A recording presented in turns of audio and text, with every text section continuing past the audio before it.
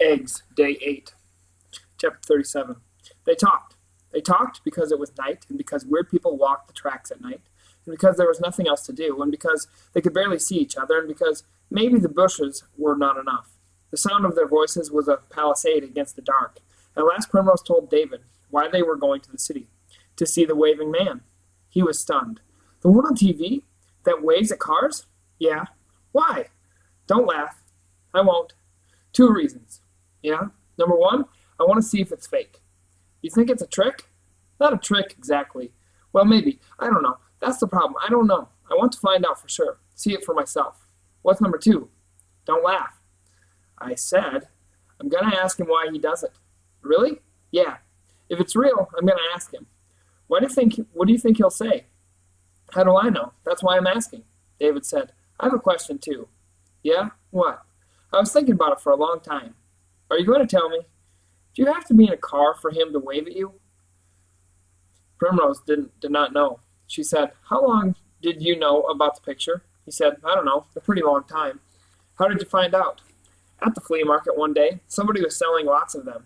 They gave me one for free, but no frame. I showed it to my grandmother. She told me. Your grandmother, huh? Yeah. Did she laugh? Say I was stupid? I didn't tell her it was about you. And you didn't tell me? No.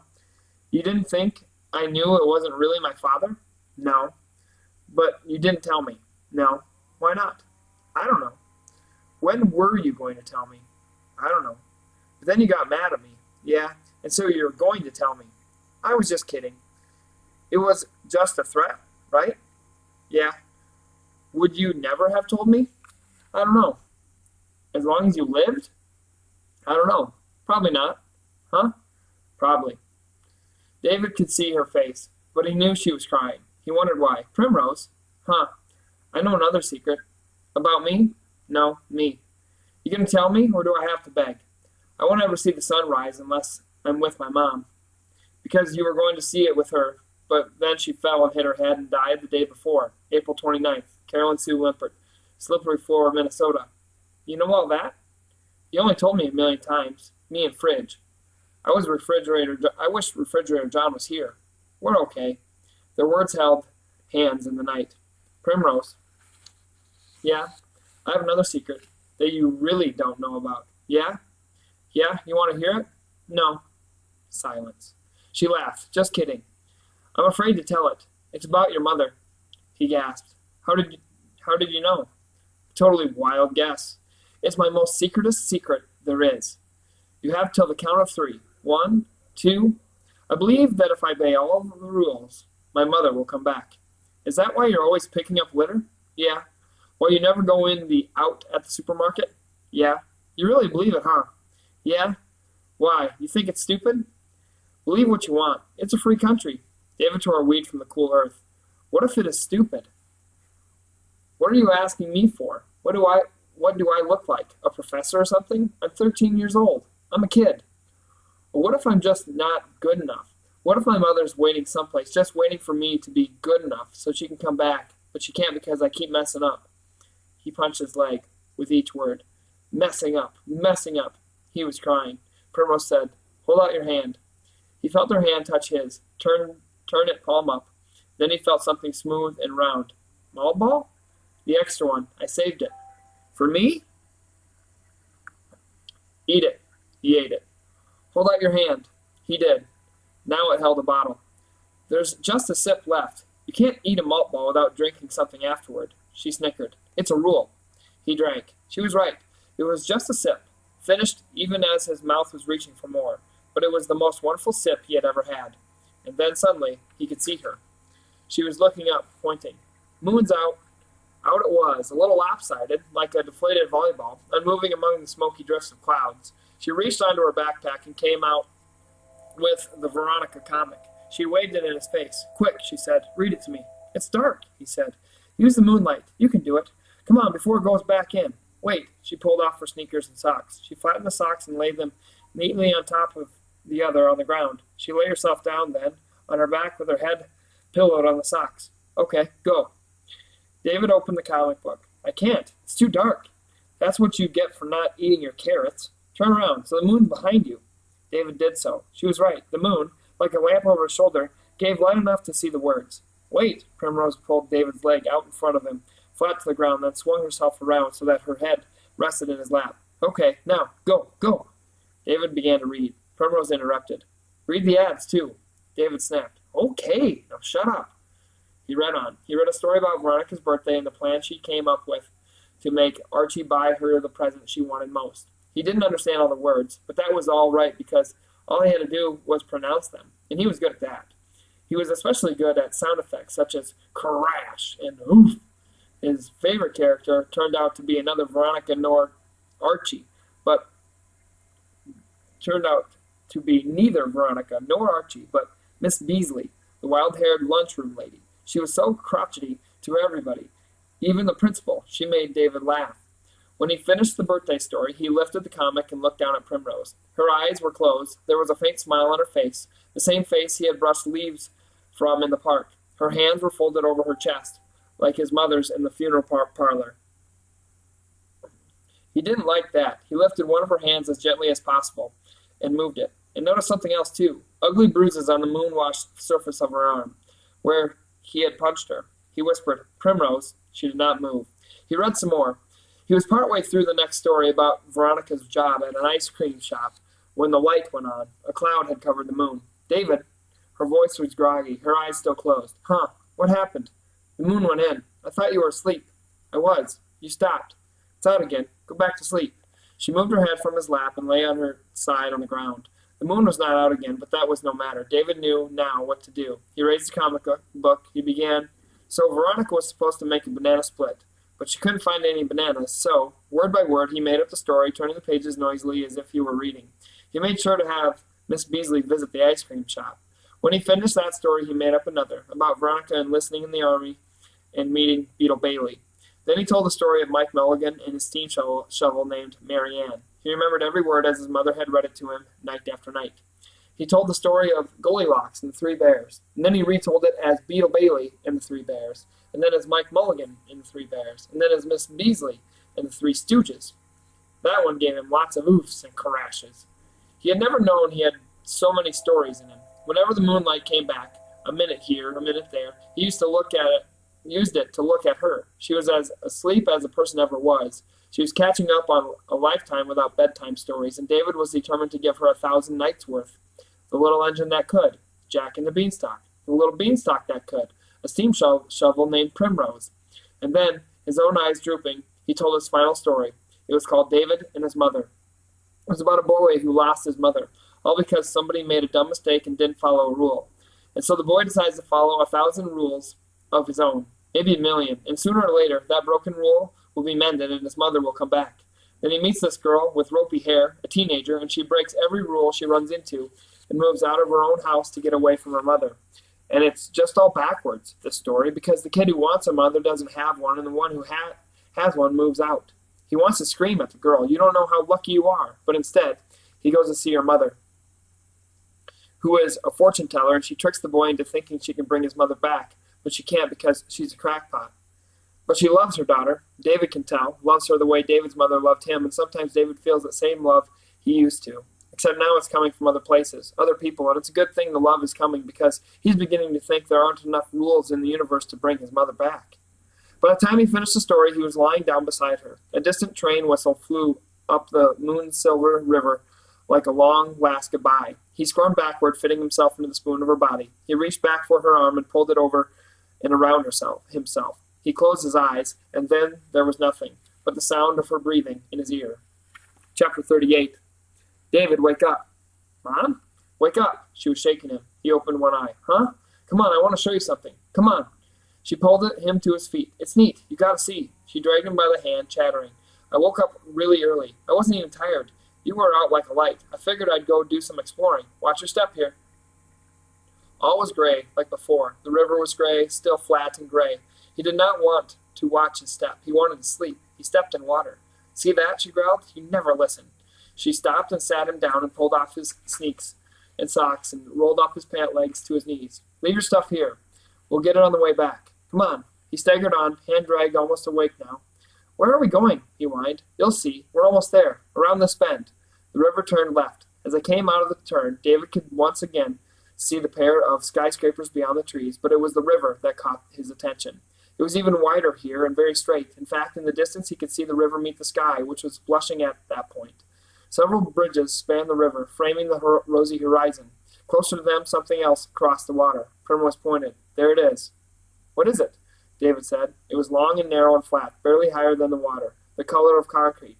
It looked like a sidewalk from one riverbank to the other. A dam, she said. Come on.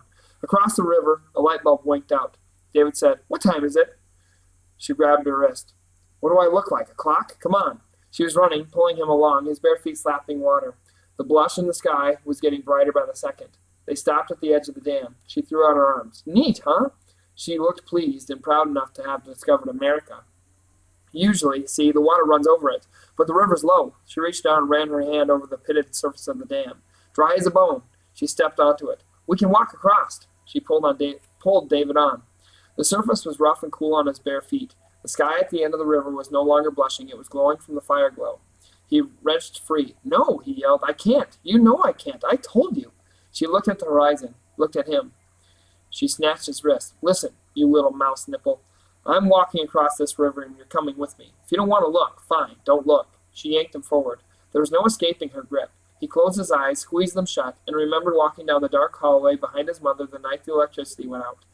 As on that night, fears he could not name blew chills upon him from a window left open to his soul. But there was no fear in his feet, for they trusted utterly the hand that led him. In time she stopped. Were they across? Primrose? He said. She jerked his hand. Shh! He could tell that she had turned. She was facing downriver. They were still on the dam. When her voice finally came, it was hardly a whisper, hardly hers. Oh, wow. Oh, my God. Oh, man.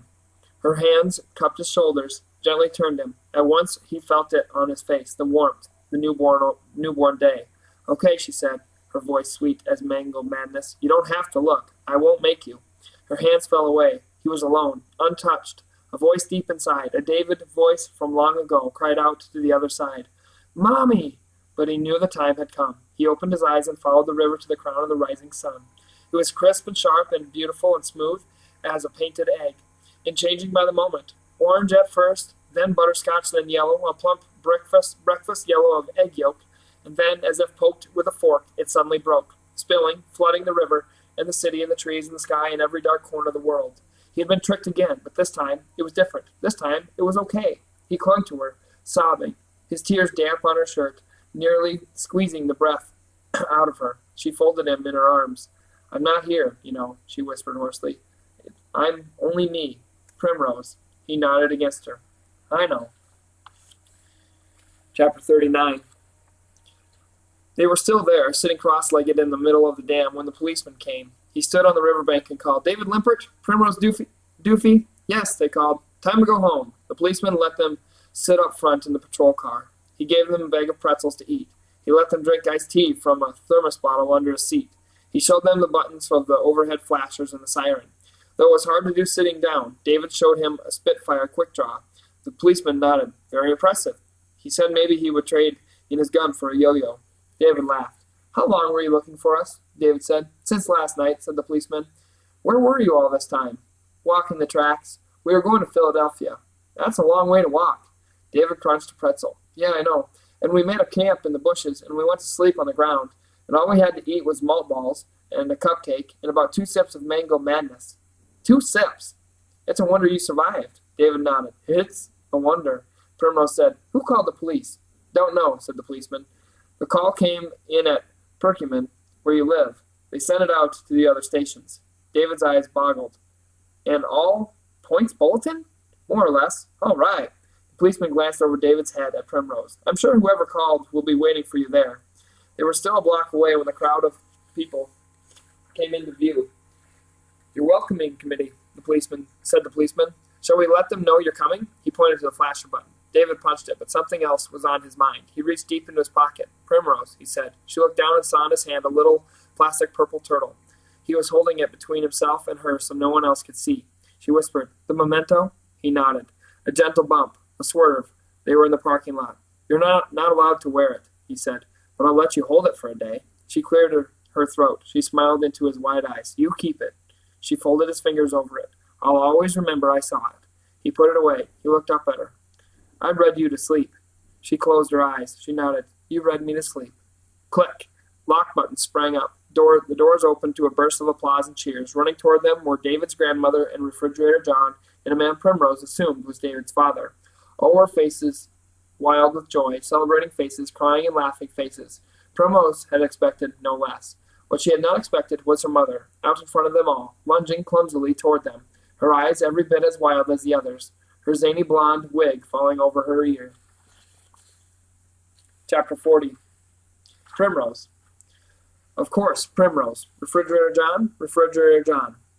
They were sitting at the kitchen table, David and his grandmother. David's birthday was coming up in 14 days, and there was going to be a party. Between munches on a carrot, David was saying who should be invited. His grandmother was writing down the names. Adam Tuggle. Adam Tuggle? Who's that? The policeman who found us. He let me work the cop car lights. Adam Tuggle it is. She wrote down the name. How about me? Do I get invited? It was David's father coming into the kitchen. He plopped himself down on David's lap. It didn't really hurt because his father was holding himself up, but David knew his part was to cry out in pain, so that's what he did. Ow! His dad gasped in mock shock. Oh, sorry. Got to reverse the arrangement, and now David was sitting on his dad's lap. Almost 10, David knew he was getting too old to sit on laps, but he didn't care. He was still swooning in amazement. His father was home, and it wasn't even the weekend. He had driven straight from Connecticut the minute he'd heard David was missing. He said they were going to spend more time together now. In fact, they were going to a ball game in the city tonight. His grandmother was giving them her smile across the kitchen table. For some reason, David didn't find it annoying anymore. How about Tim? She said. David was stumped. Who's Tim? The boy with the yo-yo. We met him that day on the street, remember? He stunk, said David. He couldn't even walk the dog. He's a geek. He's a nice boy, said his grandmother. He was very impressed with you. I've seen him around the neighborhood. I'm sure he would like to be your friend. His father tickled him, made him laugh. Hey, then I'm a geek too. I stink with a yo-yo. You don't judge a person on how good they are with a yo-yo, said his grandmother. He might turn out to be the coolest kid you ever knew, but you're not giving him a chance. This was a shock, hearing his grandmother say coolest. She was surprising him a lot lately, and he had to admit they both made good points about the kid named Tim. Plus, he was already out of names to invite. Since moving to Perkins from Minnesota, he had made no new friends except for Primrose and Refrigerator. Of course he could have, but he just hadn't felt like it. He gave a sigh. Okay, put him down. Then he thought of one more. And Madame Doofy. His grandmother looked up. Primrose's mother? Yeah. She gave him the smile. That's nice. She'll be happy. She's goofy. David, don't be unkind. I mean in a funny way, he said. And she loves her Primrose periwinkle, he thought. He said to his dad, she's a fortune teller. She can read your hand, even your foot. She'll tell you. He caught himself. Let Madame Doofy be the one to tell his dad he'd have a long and happy life. Tell me what? Said his dad. Never mind, he said, smiling secretly. You'll see. After the game that night, seat-belted into the passenger side for the ride home, David felt the drowsies overtaking him. Time too. In 2 weeks, he would leave 9 behind for good. Something in him did not want to move on, wanted to go back to 8, stay 8 forever with his mother. But time was like that freight train, carrying him onward to 10 and 11, carrying him down the tracks and around the bend whether he liked it or not. He felt the tiny turtle in his pocket. He still heard his mother's voice, Davy, rise like whispering dust from unseen corners in the house, and it was no longer the only voice he heard. His ears were also filled with the voices of others, his father and Primrose and Refrigerator John and his grandmother. Of course, all of their words for 1,000 years could not fill the hole left by his mother, but they could raise a loving fence around it so he didn't keep falling in. Chapter 41. The question came to him 3 nights later, as he was lying down to sleep. Earlier in the summer, he would have simply put on his clothes and snuck out the back window. Now he waited till morning. As he pulled his bike up to her place, he saw a bulge of black-on-white polka dots, the beanbag chair, pop from the side door and onto the ground. Primrose, puffing, stepped out after it. You're just in time, he said. You can help me lug this monstrosity into the house. David looked inside the van. He was stunned. It's empty. She flicked sweat from her eye. I'm moving back. She bent over the chair. Get the other side. David went to the other side. There's something I forgot to ask you. I just remembered. She stood, hands on hips.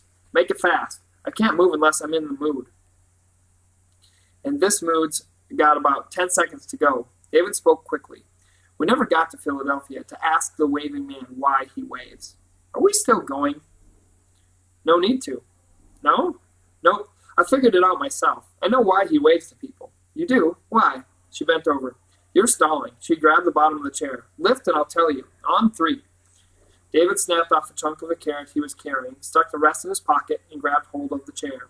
1, 2, 3. The chair rose unsteadily from the ground. Because, she grunted, they waved back. The great lumpy black and white polka-dotted beanbag wobbled toward the house.